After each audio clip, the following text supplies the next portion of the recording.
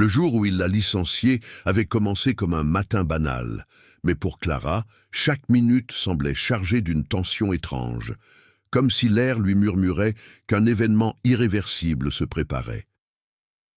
Elle marchait dans les couloirs de Glasscorp avec cette posture discrète qu'elle avait adoptée au fil des ans, celle d'une employée efficace mais invisible, celle qu'on ne remarque que lorsque son travail manque. Pourtant, ce matin-là, alors qu'elle tenait un dossier bleu contre sa poitrine, elle sentait les regards qui glissaient dans son dos comme des ombres inquisitrices.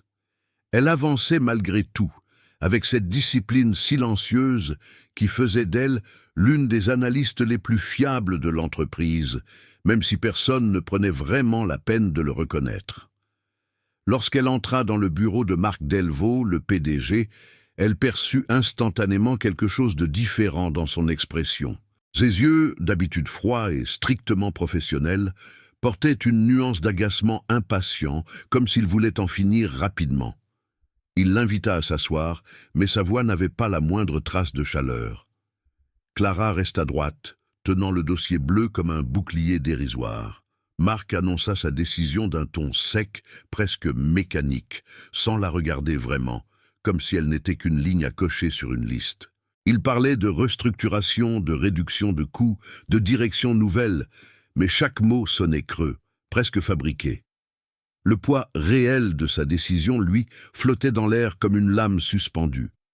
Il termina en lui tendant une enveloppe blanche, un geste sec, sans pitié, sans hésitation, comme s'il jetait quelque chose dont il voulait se débarrasser rapidement. Clara sentit ses doigts trembler au contact du papier, mais elle refusa de laisser son visage exprimer la moindre fissure. Elle ne lui offrirait pas ce plaisir. Elle quitta le bureau en silence, traversant les couloirs qui lui avaient autrefois donné un sentiment de stabilité, maintenant réduit à de simples murs étrangers. À chaque pas, elle sentait son cœur battre dans sa gorge, mais quelque chose d'autre émergeait sous la douleur, une lucidité glaciale, une sorte de force inattendue qui grimpait en elle comme une marée déterminée. Certains employés la regardaient passer, cherchant à percer l'expression de son visage, peut-être espérant un drame, peut-être simplement curieux. Elle les ignora tous. Dans l'ascenseur, seule, elle inspira profondément et laissa sa colère prendre forme. Ce départ forcé n'était pas une fin, même si Marc voulait que ce soit ainsi. Il croyait l'avoir effacé, mais il ignorait encore à quel point il avait déclenché quelque chose qu'il ne pourrait jamais contrôler. Lorsqu'elle sortit du bâtiment, la lumière grise du matin l'enveloppa. Elle s'arrêta, observant le reflet du gratte-ciel sur les vitres environnantes. C'était une forteresse de verre et d'acier, un symbole de pouvoir qu'elle avait servi pendant des années sans rien attendre en retour. Mais aujourd'hui, elle réalisait qu'elle n'avait jamais été destinée à rester une simple employée perdue dans l'ombre des autres. Une pensée s'imposa à elle, nette, froide, implacable. Ce n'était pas terminé. Une histoire comme celle-ci méritait qu'on la suive jusqu'au bout. Et s'il y avait quelqu'un prêt à plonger dans la vérité, c'était bien le public qui aimait comprendre comment les plus faibles renversaient les puissants. Clara marcha vers la station de tram, le regard fixé droit devant elle. Elle savait que tôt ou tard, la révélation de ce qui allait suivre attirerait l'attention de tous ceux qui aimaient voir une revanche se préparer dans le silence. Et intérieurement, elle espérait que ceux qui entendèrent son histoire prendraient de quelques secondes pour l'encourager, commenter ce qui les frappait le plus et suivre chaque chapitre de son retour. Car la suite serait encore plus surprenante que ce qu'il pouvait imaginer. Clara passa la soirée à tourner en rond dans son petit appartement, incapable de trouver une position qui apaise la tension qui l'envahit depuis son licenciement brutal. La ville s'étendait sous sa fenêtre comme un océan de lumières indifférentes, mais pour elle, chaque lueur semblait lui rappeler ce qu'on lui avait arraché. Pourtant, plus les heures passaient, plus elle sentait que quelque chose se transformait en elle. Une détermination froide, presque méthodique. Son esprit, entraîné à repérer les anomalies dans les chiffres, se remit instinctivement en marche. Elle se rappela un détail étrange. Depuis plusieurs mois, des flux financiers inhabituels circulaient à travers un projet interne dont Marc s'occupait personnellement. À l'époque, elle n'avait pas insisté, persuadée qu'un PDG avait ses raisons. Mais maintenant, cette hésitation lui semblait naïve. Elle ouvrit son ordinateur et se connecta à une copie privée de ses analyses, une habitude qu'elle gardait depuis longtemps pour se protéger, même si elle n'aurait jamais imaginé que cela lui servirait un jour à se défendre contre la personne qui dirigeait tout. Les chiffres défilaient à l'écran, familiers mais soudain sinistres. Certaines transactions menaient vers une société obscure basée à Luxembourg, un nom qu'elle avait déjà remarqué, mais que Marc avait toujours écarté d'un geste impatient. Elle zooma, recoupa, remonta la piste, et sentit la vérité émerger comme une silhouette dans le brouillard. Ce n'était pas seulement une histoire de réduction de coûts ou de stratégie d'entreprise. Marc détournait des fonds, et pas une petite somme, assez pour mettre l'entreprise en péril si quelqu'un exposait la vérité. Cette révélation la frappa comme une décharge électrique. Il l'avait renvoyée non parce qu'elle était inutile, mais parce qu'elle s'approchait trop près de quelque chose. La colère qu'elle avait contenue se transforma en une lucidité presque glacée.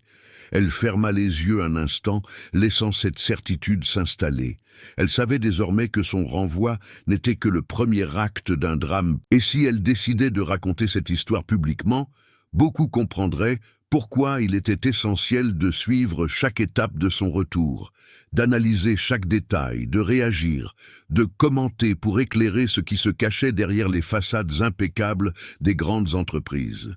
Elle attrapa son manteau et sortit dans la nuit froide, marchant rapidement en direction d'un café discret ouvert tard. Elle avait besoin d'un endroit neutre, calme, où réfléchir à la suite. L'intérieur, l'odeur du café noir et le murmure des conversations lui offrirent un calme relatif.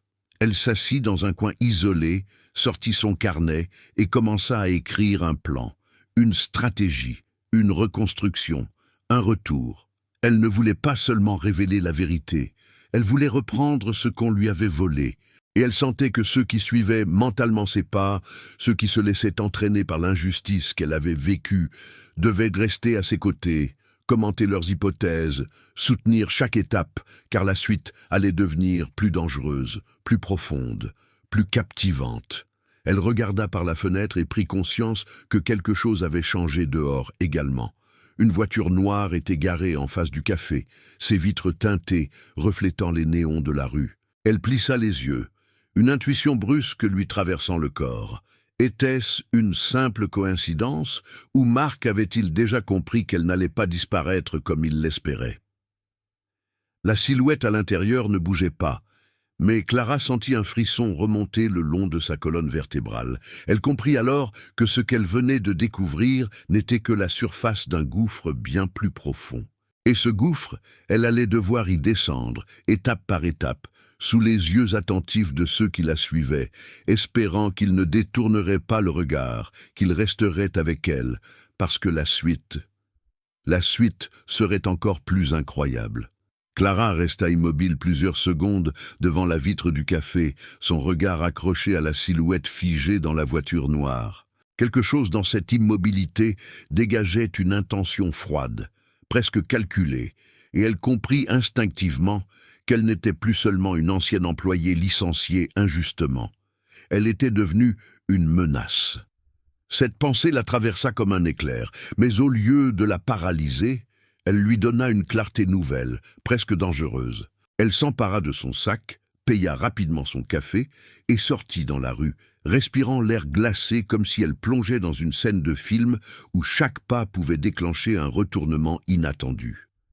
Elle avança lentement, feignant l'indifférence, tout en scrutant du coin de l'œil la voiture immobile. Aucune porte ne s'ouvrit, aucun mouvement derrière les vitres, mais elle sentit la présence, lourde, attentive. Elle savait que ceux qui la suivaient dans cette histoire ressentiraient cette tension aussi, qu'ils se demanderaient s'il fallait qu'elle fasse demi-tour, qu'elle appelle quelqu'un, qu'elle se cache. Et intérieurement, elle espérait qu'ils continueraient à commenter leurs théories, à encourager sa détermination, parce que le chemin devant elle devenait de plus en plus sombre. Clara s'engouffra dans une petite ruelle menant à la station de tram. L'écho de ses pas résonnait entre les murs étroits, un rythme sec, presque dramatique. Elle sentit son cœur accélérer, mais elle refusa de céder à la panique. Ce qu'elle avait découvert sur les comptes cachés de Marc changeait tout. Il ne s'agissait plus de simples irrégularités comptables, mais d'un réseau d'argent dissimulé lié à plusieurs dirigeants de l'entreprise, un système si vaste qu'il fallait absolument l'exposer. Elle arriva sur le quai, presque désert à cette heure tardive. Une publicité lumineuse clignotait au-dessus d'elle, donnant à la scène une ambiance de thriller moderne. Elle prit place sur un banc métallique et ouvrit son carnet, reprenant ses notes. Maintenant qu'elle savait être surveillée, chaque choix devait être calculé. Qui pouvait l'aider? Qui pouvait la protéger? Et surtout, comment récupérer le pouvoir que Marc lui avait arraché? Le tram arriva dans un crissement, mais juste avant qu'elle ne monte, elle vit un homme descendre du dernier wagon.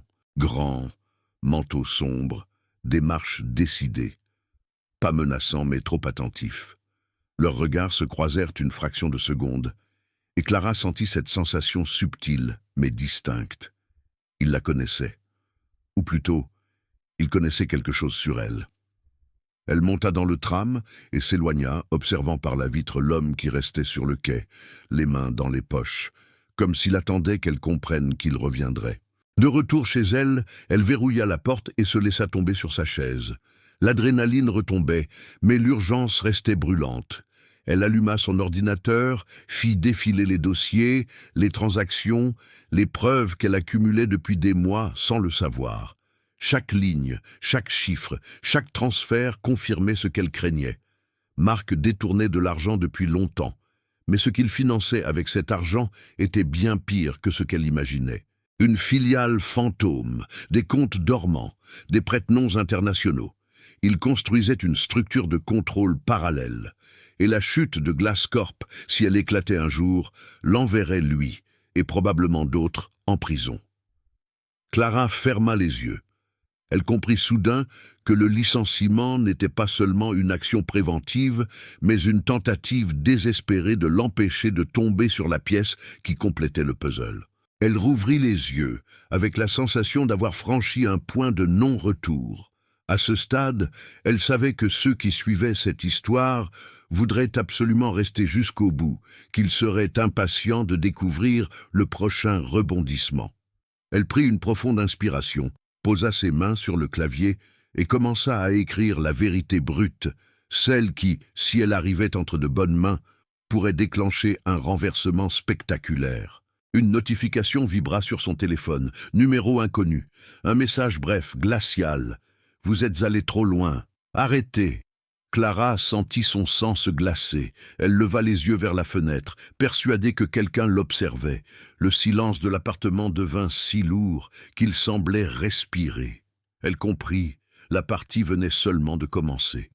Et tout le monde devait rester, commenter, soutenir, parce que ce qui approchait allait bouleverser chaque certitude.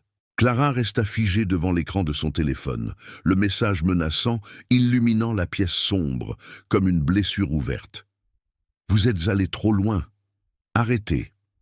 Les mots semblaient vibrer dans le silence, une pulsation sourde qui réveillait en elle un mélange de peur et de lucidité glacée.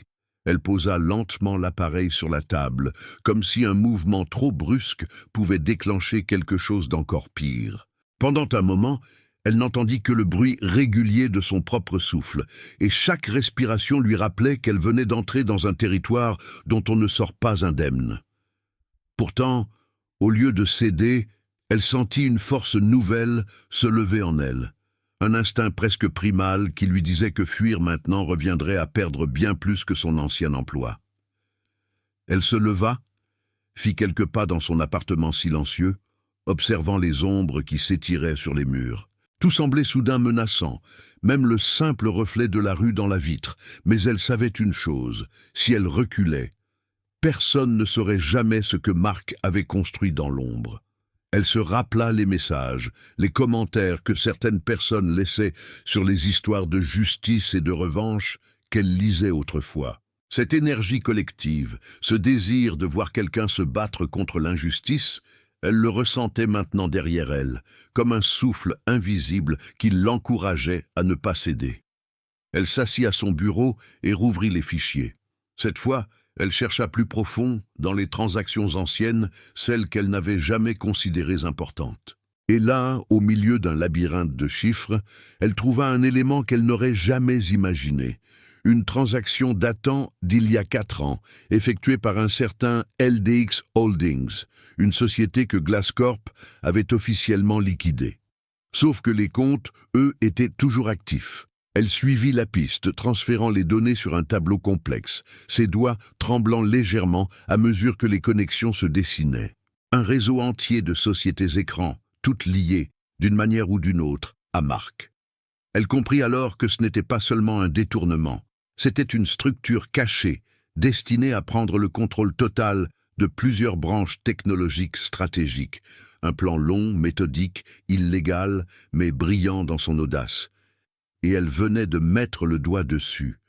Un bruit soudain la fit sursauter.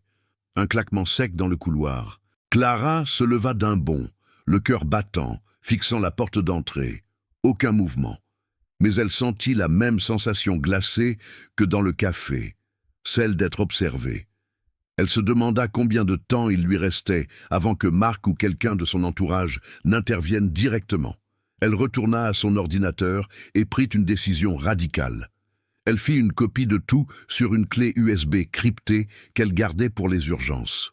Puis elle écrivit un message bref à quelqu'un qu'elle n'aurait jamais imaginé contacter. Un ancien collègue, Thomas, le seul qui connaissait réellement les failles de Glass Corp.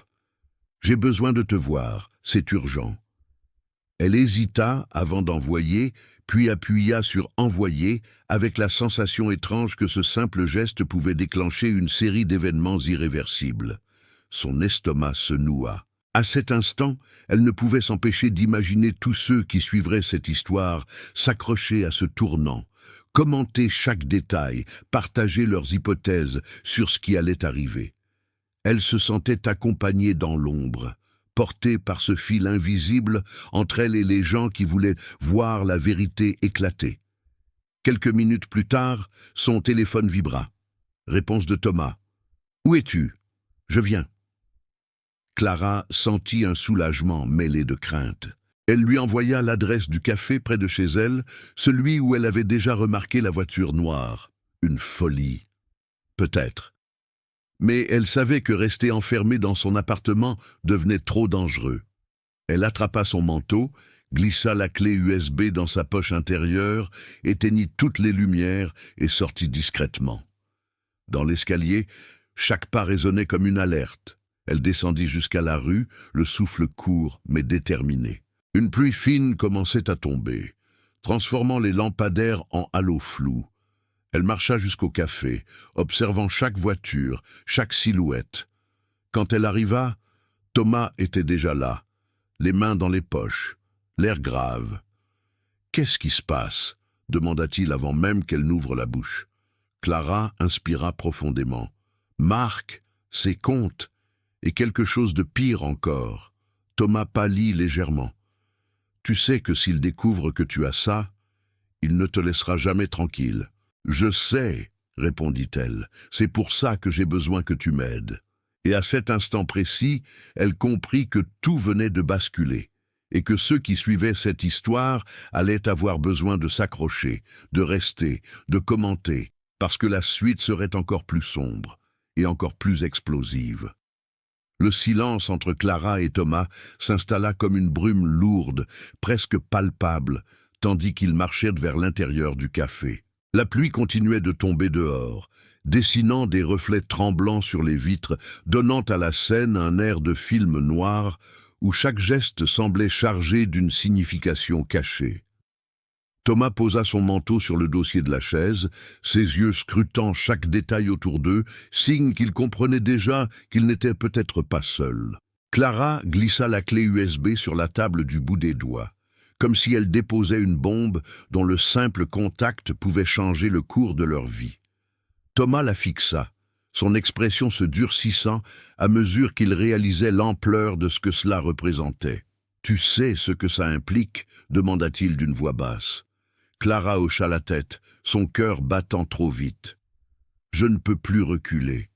Et je sais que ceux qui suivent cette histoire ne le voudraient pas non plus. Ce n'est plus une question d'ego ou de revanche, c'est une question de vérité. Thomas ouvrit la clé, ses yeux parcourant les fichiers. Chaque ligne semblait le frapper comme un coup invisible. Marc n'a pas seulement détourné de l'argent, il a construit une structure de contrôle. S'il monte au Conseil international, il aura assez de pouvoir pour écraser n'importe qui. Clara sentit un frisson lui parcourir l'échine. Elle le savait, elle l'avait vu, mais entendre Thomas le dire rendait tout plus réel, plus terrifiant. « Et tu as vu ça ?» continua-t-il, montrant un dossier intitulé « Succession 12-4 ». Clara hocha la tête. « Je ne comprends pas encore ce que c'est. » Thomas referma brusquement l'ordinateur, son visage aussi pâle que la lumière froide du café. C'est un plan de rachat total, pas seulement de Glass Corp, de 3 entreprises partenaires. Et s'il y parvient, il contrôlera un réseau entier de données, de technologies, de marchés. C'est gigantesque. Clara sentit son souffle se bloquer. Elle n'avait jamais imaginé que l'engrenage était si vaste. À cet instant, elle comprit que son licenciement n'était qu'un sacrifice minuscule dans un jeu bien plus ambigu. Elle sentit aussi que ceux qui la suivaient, ceux qui voulaient comprendre le prochain choc, étaient probablement en train de retenir leur souffle avec elle, attendant la prochaine révélation, comme si une vérité encore plus dangereuse se cachait derrière la suivante. Le serveur apporta 2 cafés, mais aucun des 2 n'y toucha. Thomas se pencha vers elle. « Tu dois comprendre que Marc ne te surveille pas seulement. Il te considère comme une menace vitale. Il ne laissera personne faire exploser son plan. Et crois-moi, il sait que tu n'es pas du genre à abandonner. » Clara serra les dents. « Alors, il faudra être plus rapide que lui. » Thomas secoua la tête, baissant la voix encore plus. « On ne peut pas faire ça seul. On va devoir contacter quelqu'un du conseil interne, quelqu'un qui a plus de poids que nous. » Clara fronça les sourcils. « Tu penses à qui ?» Il hésita, puis murmura « Élise Morel ». Clara sentit son cœur s'arrêter une fraction de seconde. Élise, la directrice des affaires éthiques, une femme redoutée, respectée, impossible à manipuler. Si quelqu'un pouvait faire trembler Marc, c'était elle. Mais la contacter signifiait franchir un seuil irréversible, un point où aucune marche arrière n'était possible. Clara inspira profondément. « Alors faisons-le. » Thomas sortit son téléphone, mais avant même qu'il ne compose le numéro, Clara vit son regard changer. Il fixait quelque chose derrière elle, dans la rue. Son visage se durcit. « Ne te retourne pas, » murmura-t-il. Mais c'était déjà trop tard. Dans la vitre du café, Clara vit le reflet d'un homme debout sous la pluie, immobile, totalement noir dans le contre-jour. La même silhouette qu'au quai du tram, la même présence glaciale. Cette fois, il s'avança d'un pas et un éclair illumina brièvement son visage. Pas un inconnu, pas un hasard, un des hommes de Marc. Clara sentit ses mains trembler. La tension monta dans tout son corps, une tension si forte qu'elle imaginait presque chacun de ceux qui suivaient son histoire se pencher en avant, ressentir le même vertige, le même besoin urgent de savoir ce qui allait se passer ensuite. Thomas rangea la clé USB d'un geste sec. « On doit partir, maintenant !» Clara acquiesça, son cœur battant à un rythme impossible. Elle comprit que le fil narratif de sa vie venait de basculer brutalement dans une zone plus dangereuse. Et la seule façon de survivre serait de continuer, de ne pas détourner le regard, de faire exactement ce que ceux qui la soutenaient feraient eux aussi. Rester, commenter, s'accrocher, parce que la nuit ne faisait que commencer. Et Marc avait déjà lancé sa chasse.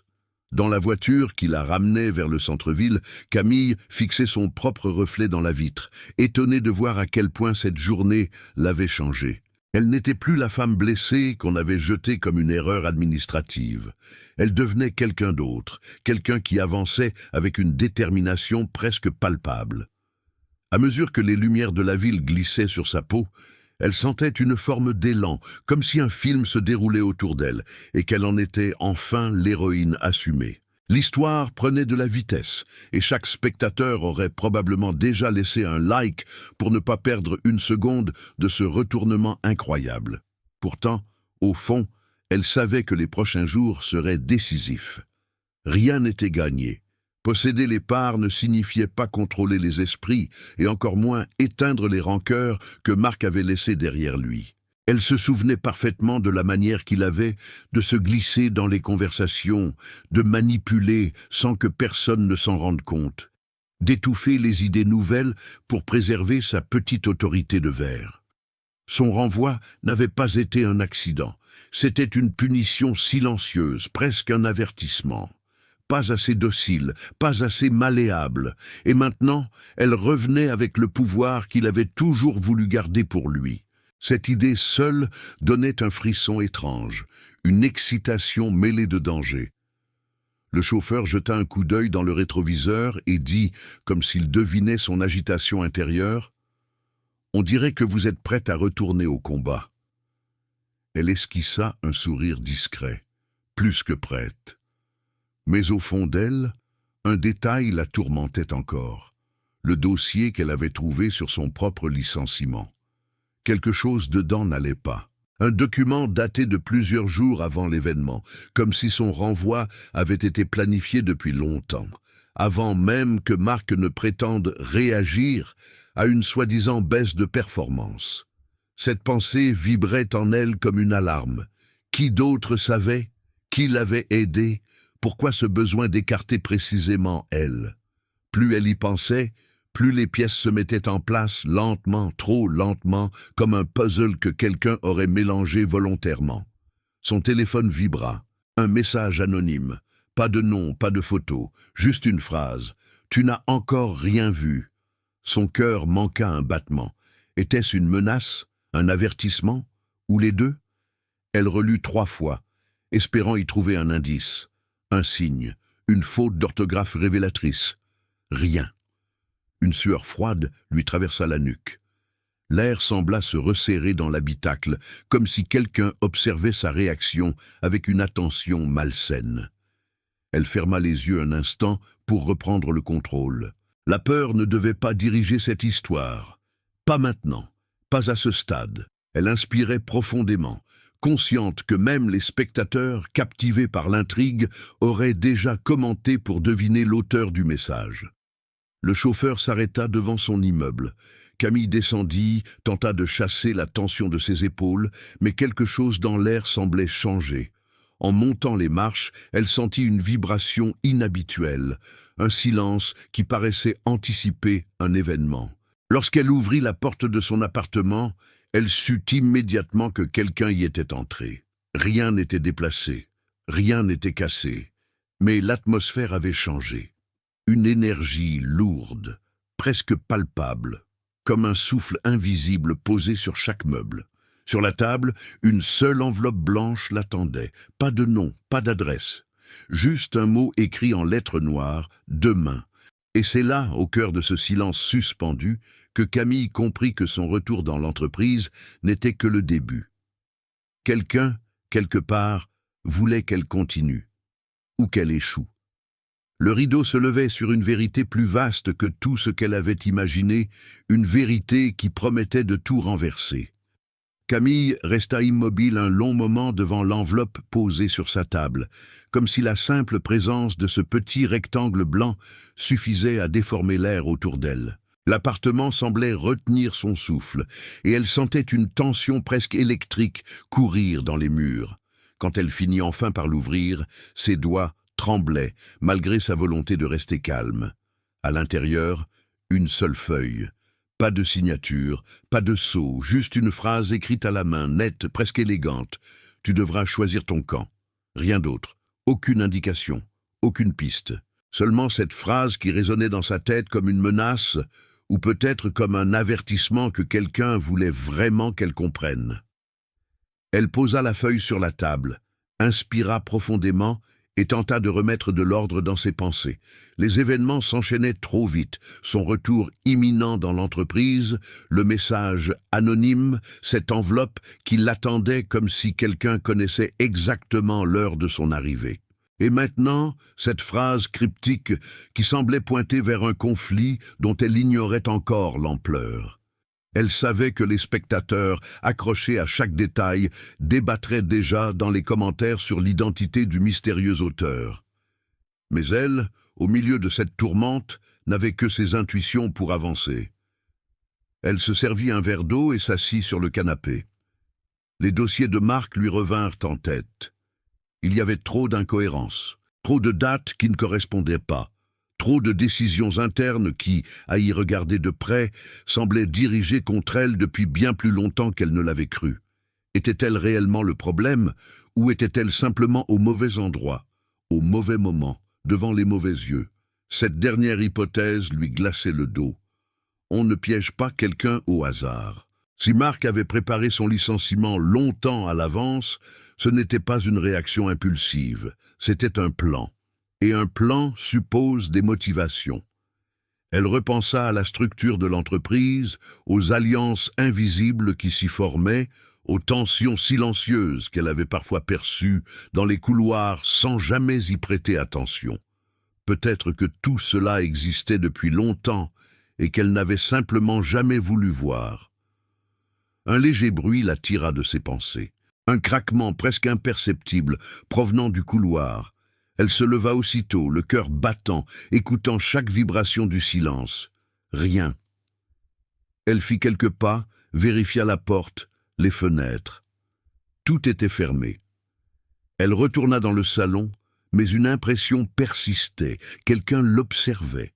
Elle se força à reprendre le contrôle, à ne pas céder à la paranoïa. Elle s'assit à son bureau et ouvrit son ordinateur, décidée à comprendre. À défaut de savoir qui lui envoyait ces messages, elle pouvait au moins analyser ce qu'elle savait. Elle fouilla les archives publiques de l'entreprise, les décisions stratégiques des dernières années, les changements de direction, les acquisitions imprévues. Et plus elle cherchait, plus une piste commençait à émerger, faible mais réelle. Une société extérieure, toujours la même, apparaissait dans les transactions les plus étranges. Une société presque invisible, sans site, sans employés déclarés, mais qui possédait une capacité étonnante à apparaître dans les moments clés. Elle sentit un frisson lui parcourir les bras. Cette société était reliée à Marc. Indirectement, mais suffisamment pour comprendre que quelque chose se tramait en coulisses. Comme si quelqu'un avait construit un réseau secret, une toile discrète dans laquelle elle avait accidentellement mis le pied. Elle continua de lire, ligne après ligne, jusqu'à ce qu'une découverte lui coupe le souffle. Sur un document datant d'1 an, elle trouva mentionné son nom. Pas dans un contexte administratif, ni dans un rapport interne, dans une note confidentielle. Éviter qu'elle accède aux données. Son sang se glaça. Quel type de données? Pourquoi elle? Une angoisse sourde monta en elle, mais aussi une détermination nouvelle. Elle ne pouvait plus reculer. Si quelqu'un voulait l'empêcher de découvrir quelque chose, alors c'est précisément ce qu'elle devait chercher. Le bruit discret de son téléphone vibrant d'eau sobre amesa Arancou Destrance. Un nouveau message anonyme venait d'arriver. Cette fois, seulement 2 mots. Trop tard. Son estomac se noua. Était-ce une menace directe, ou la preuve que quelqu'un surveillait chacun de ses gestes, même maintenant, même dans l'intimité de son appartement? Elle sentit une montée d'adrénaline. Ce n'était plus simplement une histoire de travail, ni même une vengeance personnelle. C'était quelque chose de plus sombre, de plus profond, et maintenant elle se retrouvait au centre. Malgré la peur, une idée traversa son esprit, rapide, nette, presque foudroyante. Si quelqu'un tentait de la décourager, c'est qu'elle était sur la bonne piste. Et, ironiquement, cette pensée seule donna à Camille une force inattendue. Le genre de force qui pousse une héroïne à continuer coûte que coûte. Elle se leva, referma son ordinateur et regarda fixement la ville par la fenêtre. Le lendemain, elle ne reviendrait pas dans l'entreprise comme une ancienne employée. Elle reviendrait comme une menace. Une menace que quelqu'un n'avait pas anticipée. Ou peut-être que si. Mais quoi qu'il en soit, elle n'avait plus l'intention de reculer. Et si l'histoire devait se corser, autant que toutes les personnes qui la suivaient, laisse déjà un like, s'abonne et commente, parce que ce qui arrivait maintenant dépassait tout ce qu'elle avait imaginé. Le lendemain matin, la ville semblait recouverte d'une brume plus lourde que d'habitude, comme si quelque chose dans l'air anticipait les événements à venir. Camille se réveilla avant même que son réveil ne sonne, son esprit déjà en marche, tendu comme une corde prête à rompre. Elle avait passé la nuit à tourner et retourner cette phrase dans sa tête. Trop tard. Était-ce un jeu psychologique, une menace réelle, ou une façon de la pousser à commettre une erreur? Elle se prépara avec une concentration presque mécanique, comme si chaque geste représentait une étape dans un plan invisible. En quittant son appartement, elle eut l'impression d'être suivie, une sensation subtile, mais persistante, comme un regard posé sur sa nuque. Dans l'ascenseur, elle observa attentivement le miroir.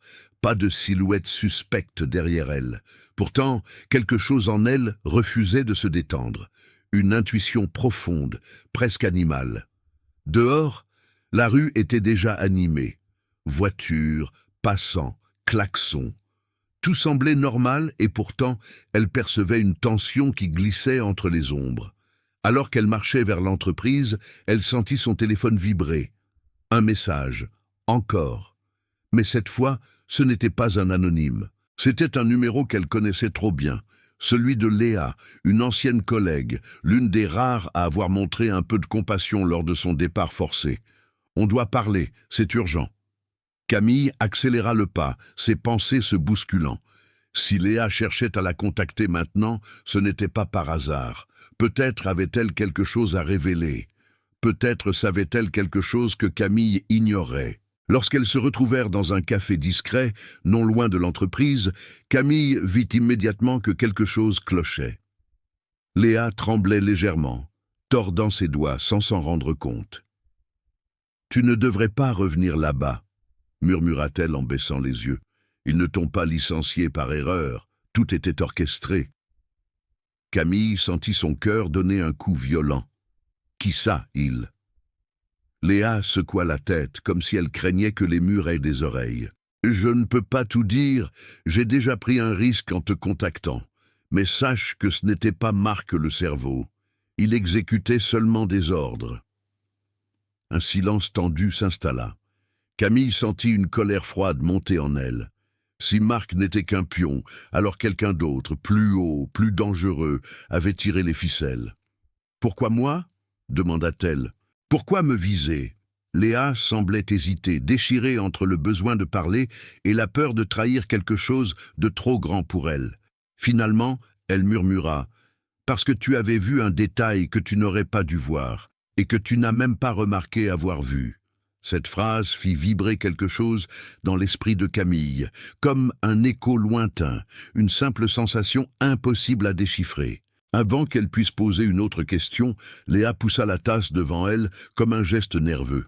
« Je dois y aller. » Et elle se leva brusquement, sortant du café avec précipitation, laissant Camille seule avec un vertige grandissant.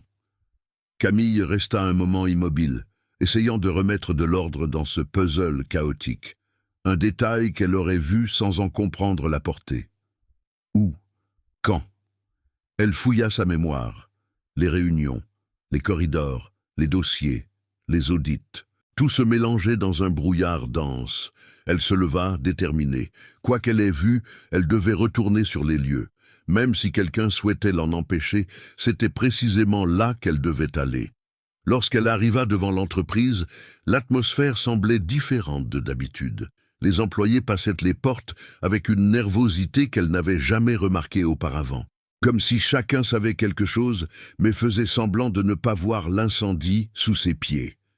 Dès qu'elle franchit le hall, tous les regards se tournèrent vers elle. Certains semblaient surpris, d'autres mal à l'aise, et quelques-uns profondément contrariés. Elle sentit un murmure se propager comme une onde silencieuse. Elle avança jusqu'à l'ascenseur, consciente que chaque personne, en la voyant, devenait un témoin de son retour. Lorsque les portes s'ouvrirent à son étage, elle remarqua immédiatement que son ancien bureau était fermé à clé, ce qui n'était jamais arrivé auparavant. Un détail qui confirmait les avertissements de Léa. Elle sortit la carte d'accès qu'on lui avait remise en tant que propriétaire nouvellement intégrée au conseil, mais avant même qu'elle ne puisse l'utiliser, une voix retentit derrière elle. « Vous n'avez rien à faire ici. » Elle se retourna lentement. Devant elle se tenait Vincent, le directeur adjoint, un homme qui avait toujours cultivé une neutralité presque inquiétante. Mais aujourd'hui, dans ses yeux, il y avait quelque chose de différent. Une hostilité qu'il ne cherchait même plus à masquer. « Je crois que si, » répondit-elle doucement, consciente que des dizaines d'oreilles épiaient la scène depuis les bureaux voisins. Vincent fit un pas vers elle, se penchant légèrement, sa voix se faisant plus froide. « Vous êtes en train de déclencher une guerre que vous ne comprenez pas. » Camille soutint son regard sans trembler. « Alors, éclairez-moi. » Mais il ne répondit pas. Il se contenta de la fixer un long moment avant de tourner les talons, disparaissant dans le couloir avec un silence calculé. Camille resta immobile. Cette confrontation venait de confirmer ce qu'elle soupçonnait. Elle venait d'ouvrir une porte que certains voulaient désespérément garder fermée. Et maintenant, l'histoire avançait vers un point de non-retour, une montée dramatique que tout spectateur commenterait sans hésiter. Elle posa enfin sa carte d'accès contre la serrure. Un bip retentit, la porte se déverrouilla, et alors qu'elle l'ouvrait, un choc violent la traversa. Son bureau n'était plus un bureau, c'était une scène où quelqu'un avait laissé un message encore plus clair que tous les précédents. Une photo d'elle, imprimée, posée au centre de la pièce, avec un mot en lettres capitales, « Stop ». Ce n'était plus un avertissement, c'était une déclaration de guerre. Camille resta un long moment figée devant la photo posée au centre de la pièce, comme si le simple fait de la regarder suffisait à lui voler l'air des poumons. Le silence dans le bureau n'était pas un vrai silence, c'était une pression invisible, un poids qui s'accrochait à sa peau et s'insinuait dans son esprit. Elle fit un pas vers la photo, puis un autre, chaque pas résonnant dans un espace qui n'avait plus rien de familier. Sur l'image, elle apparaissait en train de quitter l'entreprise le jour de son licenciement, capturée sous un angle qu'elle ne reconnaissait pas. Une caméra cachée, un téléphone, quelqu'un l'avait suivie, observée, documentée, et surtout, quelqu'un voulait qu'elle le sache. Elle sentit une vague de colère monter en elle, non pas explosive, mais froide, méthodique, presque chirurgicale. Ce n'était plus seulement une intimidation. C'était un message construit avec soin, destiné à lui faire comprendre qu'elle était entrée sur un terrain où les règles ordinaires ne s'appliquaient plus. Elle attrapa la photo et la retourna dans sa main. Rien derrière, aucun indice. Juste ce mot imprimé comme un couperet, « Stop ». Mais si quelqu'un voulait qu'elle s'arrête, c'est que la vérité était proche, trop proche, au point de devenir dangereuse pour eux. Et cette simple idée renforçait son instinct. Continuer était la seule option. Elle parcourut la pièce du regard. Tout paraissait intact, mais trop intact, trop propre, trop organisé, comme si quelqu'un avait orchestré la scène pour qu'elle la découvre exactement ainsi. Les écrans étaient éteints, les dossiers alignés avec une précision presque maniaque. Pourtant, elle remarqua un détail. La fine trace d'une épaisse poussière déplacée sur l'écran de son ordinateur. Quelqu'un l'avait utilisé récemment. Elle s'approcha et alluma l'appareil. L'écran mit quelques secondes à s'éveiller, et, dès qu'il afficha le bureau, elle comprit qu'on l'avait espionné. Ses fichiers avaient été ouverts, ses recherches consultées, et un dossier qu'elle n'avait jamais vu auparavant apparaissait maintenant dans un coin de l'écran, comme si on l'avait ajouté intentionnellement. Le dossier s'appelait Alpha 47, un nom qui ne disait rien, mais dont la présence ici était tout sauf innocente. Elle hésita juste une seconde, puis elle cliqua. À l'intérieur, 3 documents. Le premier était une copie scannée de son contrat de travail, mais pas celui qu'elle connaissait.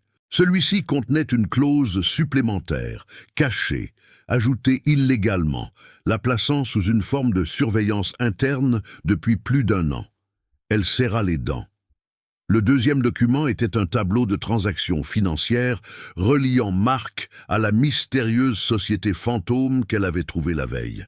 Cette fois, les montants étaient vertigineux, rien à voir avec des erreurs comptables. C'était du blanchiment, ou quelque chose d'encore plus grave. Le troisième document, cependant, fit vaciller son souffle.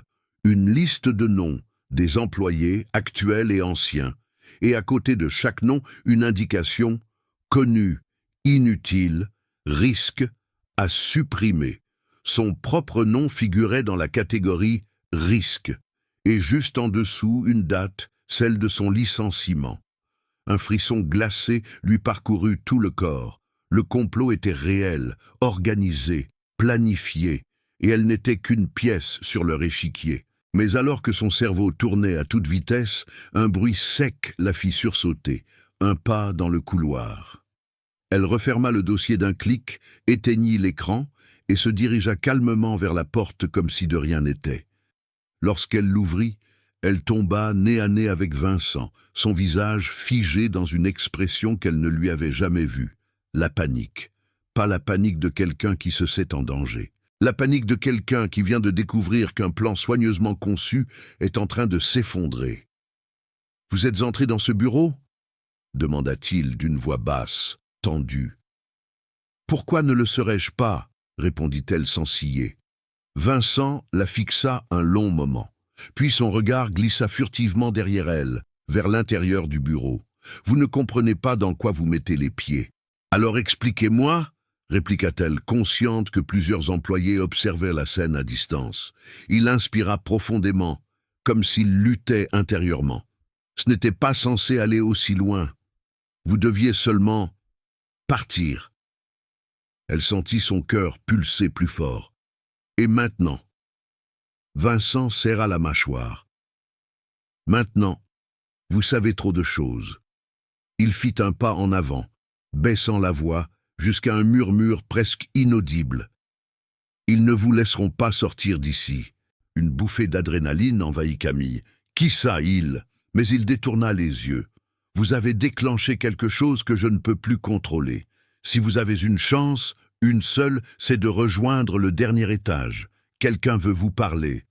Avant qu'elle ne puisse répondre, il s'éloigna brusquement, comme s'il craignait qu'on le voie avec elle. Camille resta immobile un instant, la tension vibrant dans ses veines. Quelqu'un voulait lui parler, quelqu'un au sommet. Peut-être la personne derrière tout ce réseau, la personne qui avait orchestré son départ, et peut-être sa chute. Elle inspira profondément et avança vers l'ascenseur. Les portes s'ouvrirent devant elle dans un silence solennel, comme si l'immeuble entier retenait son souffle. Alors qu'elle pressait le bouton du dernier étage, elle sentit qu'elle franchissait une porte symbolique, un point de non-retour. Il n'y aurait plus de pause, plus de zone grise. Seulement la vérité brute, tranchante, dissimulée depuis trop longtemps.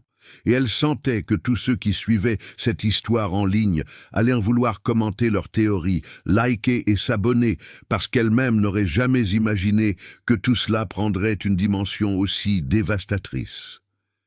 Les portes se refermèrent lentement. L'ascenseur commença à monter, et Camille comprit enfin. Ce qui l'attendait au dernier étage allait tout changer. L'ascenseur montait avec une lenteur presque cérémonielle, comme si chaque étage franchi représentait une vérité que l'immeuble tentait encore de cacher. Camille sentit sa respiration devenir plus profonde, plus contrôlée, comme si son corps anticipait un combat qui ne se mènerait pas avec les poings, mais avec ce qu'elle avait toujours su manier le mieux, la lucidité. Quand les portes s'ouvrirent, le dernier étage s'étendait devant elle comme un décor construit pour un affrontement final. Le couloir était silencieux, éclairé par une lumière blanche presque clinique. Aucun bruit, aucun mouvement, juste un calme oppressant. Au fond, une seule porte était ouverte, comme une invitation, ou un piège. Camille avança, chaque pas résonnant sur le sol lisse, son cœur battant à un rythme régulier mais chargé d'une tension électrique. Lorsqu'elle entra dans la pièce, elle vit une silhouette assise derrière un large bureau en verre. Une femme. Elle était élégante, immobile, les doigts croisés devant elle, comme quelqu'un qui joue une partie d'échecs dont elle connaît déjà la fin.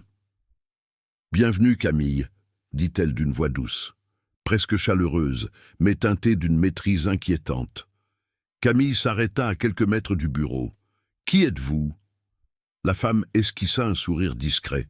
« Je suis la personne qui dirige réellement cette entreprise, celle qui a pris les décisions que Marc n'a fait qu'exécuter, celle qui a considéré que votre présence devenait problématique. » Camille sentit une vague glacée monter le long de sa colonne vertébrale. « Pourquoi moi? Pourquoi m'avoir ciblé ?»« Parce que vous aviez vu quelque chose, » répondit la femme, même sans le réaliser. Un simple détail dans un rapport, un chiffre qui ne correspondait pas, une signature qui n'aurait jamais dû apparaître. Ce détail menaçait des années d'opérations discrètes. Et une employée trop attentive pouvait tout faire s'effondrer. Camille inspira lentement. « Alors vous m'avez licencié pour me faire taire. »« Pour vous éloigner, » rectifia la femme. « Mais vous êtes revenu. Et cela change tout. » Elle se leva, contournant lentement le bureau. « Vous êtes intelligente, Camille. Trop intelligente pour que je puisse simplement vous intimider. Trop déterminée pour renoncer. Et je dois admettre... » Elle s'arrêta devant elle. « Je vous respecte. » Camille serra les dents. « Gardez votre respect. Je veux la vérité. » La femme acquiesça. « Très bien. La vérité, alors. » Elle se dirigea vers un écran mural et appuya sur une commande. Des graphiques, des flux financiers, des documents confidentiels apparurent. Cette entreprise véhicule plus que des meubles, des services ou des contrats. Elle transporte de l'argent, beaucoup d'argent, d'origine variée. Camille sentit son sang se glacer. « Du blanchiment. »« Entre autres, » répondit la femme calmement. « Et vous êtes tombé sur une pièce essentielle du puzzle, un transfert qui n'aurait jamais dû exister dans vos dossiers. Vous n'étiez pas censé y avoir accès, mais vous l'avez remarqué, et c'est là que tout a basculé. » Camille fixa l'écran, les pièces du puzzle s'assemblant enfin dans son esprit. Ses doutes, les avertissements, les menaces, les regards, tout. « Et maintenant » demanda-t-elle d'une voix qui tremblait à peine. « Maintenant, » répondit la femme, « vous avez deux options. » Elle fit quelques pas en arrière, les mains jointes derrière elle. « Première option, vous quittez cet immeuble immédiatement. Vous signez un accord de non-divulgation renforcé. Vous recevez une somme ridicule, mais suffisante pour recommencer ailleurs, et vous disparaissez de notre radar. » Camille resta immobile. « Et la deuxième option ?» La femme la fixa droit dans les yeux. « Vous restez, vous rejoignez notre conseil, vous devenez l'une des nôtres, vous protégez ce que nous avons construit, et en échange, vous obtenez un pouvoir que vous n'auriez jamais imaginé décrocher. » La pièce sembla se contracter autour d'elle. Deux chemins, l'un sûr, lâche, silencieux, l'autre dangereux, moralement discutable, mais capable de changer sa vie. Camille tourna lentement la tête vers la fenêtre. La ville s'étendait devant elle. Des milliers de gens sans visage, ignorant que tout autour d'eux, des structures souterraines gouvernèrent leur vie. Elle pensa à ceux qui la suivaient depuis le début de l'histoire, à ceux qui commentaient chaque rebondissement, qui tentaient de deviner la fin, qui attendaient qu'elle prenne la décision que personne n'oserait prendre. Et, quelque part, elle sentit leur souffle dans son dos, comme un murmure collectif. « Avance. » Elle se retourna vers la femme. « Je refuse. » Un silence tranchant s'abattit dans la pièce. La femme cligna lentement des yeux. « Pardon ? » « Je refuse vos deux options, » répondit Camille calmement. « Je ne disparais pas. Je ne collabore pas. J'expose tout. » La femme resta immobile, puis murmura simplement « Alors vous choisissez la guerre. » Camille s'approcha d'elle, à quelques centimètres seulement. « Non, je choisis la vérité. » Et à cet instant précis, elle sortit du bureau un simple objet, un petit dictaphone allumé depuis le début de leur conversation. La femme pâlit. Trop tard. Chaque mot avait été enregistré, chaque aveu, chaque menace. Camille s'éloigna, passa le seuil de la porte et lança d'une voix froide « Je pense que cette histoire mérite d'être entendue. Et peut-être même likée, partagée et commentée. Les gens adorent quand la justice prend tout le monde de vitesse. » Elle appuya sur l'ascenseur. Les portes s'ouvrirent, elle entra, le cœur battant, sachant que ce qu'elle avait déclenché allait secouer plus qu'une entreprise. Ça allait secouer un système entier. Au moment où les portes se refermaient, elle inspira profondément. La bataille commençait. Mais cette fois, elle n'était plus seule. Au fond, cette histoire n'a jamais été seulement celle d'une femme humiliée un matin pour ensuite revenir en maîtresse du jeu. C'était une leçon brutale mais nécessaire sur le pouvoir silencieux de la persévérance, sur cette force intérieure que personne ne voit, jusqu'au moment où elle explose et renverse le destin. Chacun, quelque part, porte cette étincelle-là. Parfois elle dort, parfois elle tremble, mais elle existe. Certains ne croient pas en elle, d'autres l'oublient, et d'autres encore la laissent mourir. Mais ceux qui décident de l'écouter, même quand tout semble perdu, même quand la vie les traite comme si leur place était au sol, finissent toujours par construire quelque chose que personne ne peut leur arracher. Si cette histoire vous a touché, si elle vous a rappelé que les retournements les plus puissants naissent souvent après les chutes les plus humiliantes, n'hésitez pas à le dire dans les commentaires. Dites ce que vous auriez fait à sa place, ou ce que vous avez déjà vécu de similaire. Votre voix peut inspirer quelqu'un d'autre à trouver son propre moment de revanche. Et si vous voulez soutenir ce type de récit et continuer à recevoir des histoires aussi intenses, un simple like ou un abonnement fait réellement la différence. Cela montre que ces histoires comptent pour vous et ça nous donne la force d'en créer d'autres. Alors merci à vous, vraiment, d'être resté jusqu'ici. À très vite pour une nouvelle histoire où, peut-être, tout peut encore basculer.